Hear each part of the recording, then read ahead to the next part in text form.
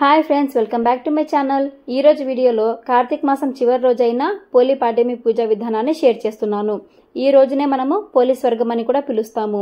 ఈ రోజున పోలి తల్లిని తలుచుకొని నీటిలో దీపాలను వదిలినట్లయితే స్వర్గప్రాప్తి కలుగుతుందని నమ్ముతారు. ఈ రోజు పూజ ఎలా చేసుకోవాలి, ఎక్కడ చేసుకోవాలి, ఎన్ని వత్తులతో దీపం వెలిగించుకోవాలి, అలాగే పోలి స్వర్గం కథను కూడా సంపూర్ణంగా వివరిస్తాను. వీడియో స్కిప్ చేయకుండా లాస్ట్ వరకు చూడండి. ఈ రోజు కుదిరినట్లయితే నది స్నానం చేసి నది దగ్గరే దీపాలు వదిలినట్లయితే చాలా మంచిదండి. అలా కుదరని వారు ఇంటి దగ్గరలో బావి ఉన్నట్లయితే బావి దగ్గర అయినా, లేదంటే తులసికోట దగ్గర అయినా, పూజా రూమ్లో అయినా, లేదంటే ఆరు బయట నక్షత్రాలు కనిపించే చోటైనా ఈ పూజను చేసుకోవచ్చు. పోలి పాడ్యమి రోజు నక్షత్రాలు కనిపించే టైంలో మాత్రమే పూజని చేసుకోవాలండి. ఈ పూజని తెల్లవారుజామునే సూర్యోదయానికి ముందే చేసుకోవాలి. మనం ఎక్కడైతే పూజ చేసుకోవాలనుకుంటున్నామో ఆ ప్రదేశాన్ని చక్కగా శుభ్రపరచుకొని పసుపుతో అలంకరించుకొని బియ్యం పిండితో అష్టదళ పద్మ ముగ్గును వేసుకోవాలి. ఆ తర్వాత పసుపు కుంకుమలతో చక్కగా అలంకరించుకోవాలి. అష్టదళ పద్మ ముగ్గు వేసుకున్న తర్వాత 4 పక్కల ఇలా బంధనాలను వేసుకోవాలి. చక్కగా ముగ్గుని ఇలా అలంకరించుకొని మీ దగ్గర ఇత్తడి కానీ, రాగి కానీ, వెండి పళ్ళెం కానీ ఉన్నట్లయితే దాంట్లోకి నీళ్లను తీసుకోండి. ఈ నీటినే మనం సాక్షాత్తు గంగాదేవిగా భావించి ఈరోజు పూజ అనేది చేసుకోవాలి. బావి దగ్గర పూజ చేసుకునే వారైతే ముందుగా బావికి పూజ చేసుకొని ఆ తర్వాత దీపాలను వదులుకోవచ్చండి. కార్తీక మాసంలో నిత్య దీపారాధన చేసుకోలేని వారు, లేదంటే ఏదైనా అడ్డంకుల వల్ల 1-2 రోజులు దీపాలు పెట్టుకోలేని వాళ్ళు ఈ రోజు దీపాలు పెట్టుకున్నట్లయితే కార్తీక మాసం మొత్తం దీపాలు పెట్టిన పుణ్యం అనేది మనకు దక్కుతుందండి. ఈ రోజున ఉపవాసం ఉండి పూజ అనేది ఆచరించుకుంటే చాలా మంచిది. అలాగే కార్తీక మాసంలో చివరి రోజు కావున మాంసాహారాన్ని స్వీకరించకుండా ఈ పూజ అనేది చేసుకోవాలి. ఇత్తడి పళ్ళెంలోకి ఇలా నీళ్లను తీసుకున్న తర్వాత పసుపు, కుంకుమ, గంధములతో చక్కగా అలంకరించుకోవాలి. సాక్షాత్తు గంగాదేవిగా భావించాలి. శ్రీ షిరిడి సాయిబాబా జ్యోతిష్యాలయం గురూజీ గోవిందరాజు పండితులు గారు మొబైల్ ఫోన్లోనే మీ సమస్యలన్నిటికీ పరిష్కారం చెప్తారు. ప్రేమ, పెళ్లి, ఉద్యోగం, ఆరోగ్యం, వ్యాపార సమస్యలు, సంతాన సమస్యలు, భార్యాభర్తల మధ్య సమస్యలు, చెడు ప్రయోగాలు, ఇలా ఎటువంటి సమస్యలైనా 100% పరిష్కారం చేయబడును. ఇత్తడి పాత్రలో ఉండే నీటిలోనే సాక్షాత్తు గంగాదేవి ఉన్నట్టుగా భావించి ముందుగా గంగాదేవికి పూజ అనేది చేసుకోవాలండి. నీటిలో పసుపు, కుంకుమ, అక్షింతలు, పుష్పాలను వేసి గంగాదేవిని మనసులో తలుచుకొని నమస్కారం చేసుకోవాలి. ఇప్పుడు పసుపు గణపతిని అలాగే గౌరీదేవిని చేసుకొని పూజ అనేది చేసుకోవాలి. నది దగ్గరలో ఈ పూజ చేసుకునే వారైతే నదిలో ఉండే మట్టితోనే గౌరీదేవిని, వినాయకుడిని చేసుకోవచ్చండి. ఇంట్లో పూజ చేసుకునేవారు ఇలా పసుపుతో చేసుకుంటే సరిపోతుంది. గౌరీదేవికి అలాగే వినాయకుడికి కుంకుమతో బొట్టు పెట్టేసుకొని మొదటగా ఇంట్లో నిత్య దీపారాధనకు మనం పెట్టుకునే దీపాలను వెలిగించుకోవాలి.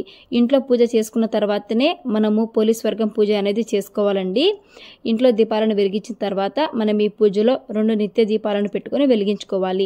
నదిలో దీపాలు వదిలినా కూడా వినాయకుడిని, గౌరీదేవిని చేసుకుని పూజించిన తర్వాతే నదిలో దీపాలను వదలాలండి. స్నానం చేసేసి అలా డైరెక్ట్గా దీపాలను వదలకూడదు. దీపాలకు పసుపు, కుంకుమ, గంధము, అక్షింతలను సమర్పించి నమస్కారం చేసుకోవాలి. దీపాలను పూజించుకున్న తర్వాత మొదటగా వినాయకుడికి పూజ అనేది చేసుకోవాలి. వినాయకుడికి పసుపు, కుంకుమ, అక్షింతలు, గంధము, పుష్పాలను సమర్పించుకోవాలి. వినాయకుడికి పూజ చేసుకునేటప్పుడు మీకు శ్లోకాలు, పాటలు, మంత్రాలు ఏ వచ్చినట్టయితే వాటిని పఠిస్తూ పూజ అనేది చేసుకోండి. ఏమీ రానట్లయితే ఓం గం గణపతియే నమః అనుకుంటూ వినాయకుడికి పూజ అనేది చేసుకోవాలి. వినాయకుడికి బెల్లం ముక్కని నైవేద్యంగా సమర్పించి దీపము, ధూపము, కర్పూరాన్ని చూపించాలి. ఇలా కర్పూరం హారతి ఇచ్చిన తర్వాత 3 సార్లు వినాయకుడిని కదిపించుకున్నట్లయితే వినాయకుడి పూజ పూర్తవుతుందండి. తర్వాత గౌరీదేవికి పూజ అనేది చేసుకోవాలి. నదిలో దీపాలను వదిలే ముందు ఖచ్చితంగా గౌరీ పూజ అనేది చేసుకోవాలండి. పసుపు, కుంకుమ, అక్షింతలు, పుష్పాలతో అమ్మవారిని పూజ చేసుకోవాలి. గౌరీ మంత్రం చదువుకుంటే చాలా మంచిది. ఈరోజు అమ్మవారికి తాంబూలాన్ని సమర్పించాలి. ఆకు, వక్క, అరటిపళ్ళను సమర్పించి ధూపాన్ని చూపించాలి. ధూపము, దీపము చూపించి నైవేద్యాన్ని సమర్పించాలి. ఈరోజు వడపప్పు నైవేద్యంగా సమర్పిస్తే చాలా మంచిదండి. కుదిరితే వడపప్పు, చలిమిడిని నైవేద్యంగా సమర్పించండి. ఇలా నైవేద్యం సమర్పించి అమ్మవారిని కూడా 3 సార్లు కదుపుకుంటే అమ్మవారి పూజ అనేది పూర్తవుతుంది. గౌరీ గణపతి పూజ పూర్తయిన తర్వాత ఇప్పుడు దీపాలను వదులుకోవచ్చు. కార్తీక మాసంలో ఉసిరి దీపాలు కానీ, 365 ఒత్తులు కానీ పెట్టుకోలేని వారు ఈ రోజు పెట్టుకోవచ్చండి. ఈ రోజు ఉసిరి దీపాలను 365 ఒత్తులను పెట్టుకున్నట్లయితే కార్తీక పౌర్ణమి రోజు పెట్టిన పుణ్యం అనేది మనకు దక్కుతుందండి. కార్తీక మాసం చివరి రోజు కావున ఈ రోజు 5 ఉసిరి దీపాలను అలాగే 365 ఒత్తులను కూడా వెలిగించుకోవచ్చు. నేను 365 ఒత్తులు వెలిగించుకోవడానికి 5 తమలపాకులు పెట్టుకొని పసుపు కుంకుమతో అలంకరించుకొని 2 ప్రమిదలని చక్కగా పసుపు కుంకుమతో అలంకరించుకున్నాను. అలాగే 365 ఒత్తుల్ని ముందు రోజు నైటే మనం నూనెలో నానపెట్టుకున్నట్లయితే దీపం అనేది చక్కగా వెలుగుతుందన్నమాట. 365 ఒత్తుల్ని చక్కగా ఈ ప్రమిదంలోకి ఇలా అమర్చుకోవాలి. అన్ని దీపాలను ఇలా రెడీ చేసుకున్న తర్వాత దీపాలను పుష్పాలతో అలంకరించుకోవాలి. అలాగే మనం తీసుకున్న ఇత్తడి పళ్ళెం చుట్టూ కూడా పుష్పాలతో చక్కగా అలంకరించుకొని 365 ఒత్తుల చుట్టూ కూడా పూలతో అలంకరించుకోవాలి. మీ వీలుని బట్టి మీరు పూలను అలంకరించుకోవచ్చండి. ఇన్నే వేసుకోవాలని అయితే ఏం లేదు. మనం దీపాలను వదులుతాం కాబట్టి ఇత్తడి పళ్ళెంలో కూడా కొన్ని పూలను వేసుకొని చక్కగా అలంకరించుకోండి. ఇప్పుడు మనం దీపాలను రెడీ చేసుకోవడానికి అరటి డొప్పల్ని తీసుకోవాలండి. పోలిపాడ్యమి రోజు ఉదయాన్నే దీపాలను వెలిగించుకుంటాం కాబట్టి అరటి డొప్పలని ముందు రోజే తెచ్చి పెట్టుకోండి. పసుపు కుంకుమ గంధాలతో ఇలా చక్కగా అలంకరించుకొని 33 ఒత్తులతో దీపం అనేది పెట్టుకోవాలి. ఈ 33 ఒత్తులు వచ్చేసి మన కార్తీక మాసం ప్రతీకగా మనం పెట్టుకుంటామండి. 30 రోజులు కార్తీక మాసానికి అమావాస్య రోజు, పాడ్యమి రోజు, అలాగే గంగాదేవికి ఒక ఒత్తిగా ఇలా 33 ఒత్తులని మనం ఈ రోజు వెలిగిస్తాము. ఈ రోజు 33 ఒత్తులను వెలిగించినట్లయితే కార్తీక మాసం మొత్తం మనం దీపాలు వెలిగించిన పుణ్యం అనేది మనకు దక్కుతుందండి. అలాగే స్వర్గ ప్రాప్తిని కూడా మనం పొందవచ్చు. దీపాలు చక్కగా వెలగడానికి పైపక్క ఒత్తులకి కొంచెం కర్పూరాన్ని పొడి చేసి తగిలించినట్లయితే దీపాలు చక్కగా వెలుగుతాయండి. ఇలా అన్ని దీపాలను వెలిగించుకోవాలి. అరటి డొప్పల్లో ఇలా దీపాలని వెలిగించుకోవచ్చండి. కార్తీక మాసం మొత్తము నిత్య దీపారాధన చేసిన వాళ్ళు 33 ఒత్తులు వెలిగించుకోలేకపోతే 2 ఒత్తులు కానీ 3 కానీ 5, 7, 9, 11 ఇలా బేసి సంఖ్యలో దీపాలను వెలిగించుకోవచ్చు. కార్తీక మాసం నిత్య దీపారాధన చేస్తే 2 దీపాలు వెలిగించినా కూడా సరిపోతుందండి. కార్తీక మాసం మొత్తము నిత్య దీపారాధన చేసుకోలేము అనుకునే వారు 33 ఒత్తులను కూడా వెలిగించుకోవచ్చు. ఈ దీపాలకి పసుపు, కుంకుమ, అక్షింతలు అలాగే నైవేద్యంగా చలిమిడి పెడితే చాలా మంచిదండి. దీపాలకే నైవేద్యాన్ని సమర్పించి ఈ దీపాలను ఇలా నీళ్ళలో వదలాలి. నీళ్ళలో వదిలిన తర్వాత 3 సార్లు ముందుకు కదిలించాలండి. ఇలా మీరు వెలిగించుకున్న 33 ఒత్తులని లేదా 2, 3, 5 ఇలాంటి ఒత్తుల్ని నీటిలో వదిలేసి పూలతల్లిని సాగనంపాలి. అరటి డొప్పలు లేని వారు టెంకాయ చిప్పని పసుపు కుంకుమతో చక్కగా అలంకరించుకొని దాంట్లో ఒత్తులను వెలిగించుకొని పసుపు కుంకుమతో పూజ చేసుకొని నీటిలో వదులుకోవచ్చండి. టెంకాయ చిప్ప కూడా నీళ్ళలో మునిగిపోకుండా చక్కగా తేలుతుంది. టెంకాయ చిప్ప కూడా లేని వారు మొక్కజొన్న పొత్తుల్లో కానీ ఇస్తరాకుల్లో కూడా దీపాలను నదిలో వదులుకోవచ్చండి. అవి కూడా మునిగిపోకుండా తేలుతాయి. ఇలా పూల తల్లిని నమస్కరించి సాగనంపాలి. ఇప్పుడు గంగాదేవికి తాంబూలాన్ని సమర్పించాలండి. ఆకు, ఒక్క, అరటి పండును తాంబూలంగా సమర్పించి అమ్మవారికి వడపప్పుని నైవేద్యంగా సమర్పించాలి. ఇలా సమర్పించిన తర్వాత దీపము, ధూపము, నైవేద్యాన్ని సమర్పించాలి.